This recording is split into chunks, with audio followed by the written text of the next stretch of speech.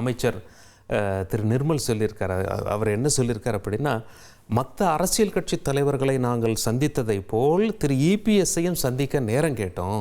But அவர் தான் இந்த சந்திப்பை வேணான்னு சொல்லிட்டாரு.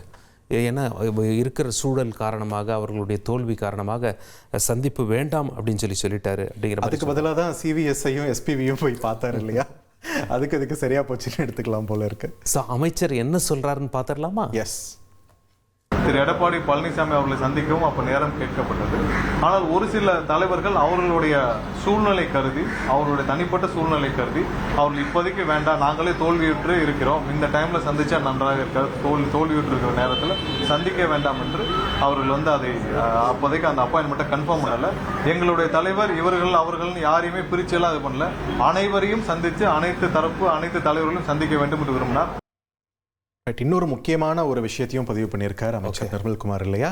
மூடப்பட்ட டாஸ்மாக் கடைகள் மீண்டும் திறக்கப்படாது அப்படின்றத திட்டவட்டமா பதிவு பண்ணியிருக்காரு அமைச்சர் நிர்மல்குமார். தமிழகத்தில் சட்டம் ஒழுங்கு கட்டுப்பாட்டில் இருக்கிறதாவும், குற்றச்சம்பவங்கள் நடைபெற்ற உடனேயே நடவடிக்கை எடுக்கப்படுவதாகவும் ஒரு விளக்கத்தை கொடுத்திருக்காரு. அந்த காட்சிகளையும் பார்த்துடலாம். எல்லா இடத்துலையும் மூடப்பட்ட கடைகள் தான் மூடப்பட்டது. ஏன்னா மக்களுடைய வசதிக்காக, மக்களுக்கு எதிராக எங்கெங்கெல்லாம் கோயில், கல்வி நிறுவனங்களுக்கு எதிராக பக்கத்தில் இருக்கோ அதெல்லாம் மூடப்பட்டது தான்.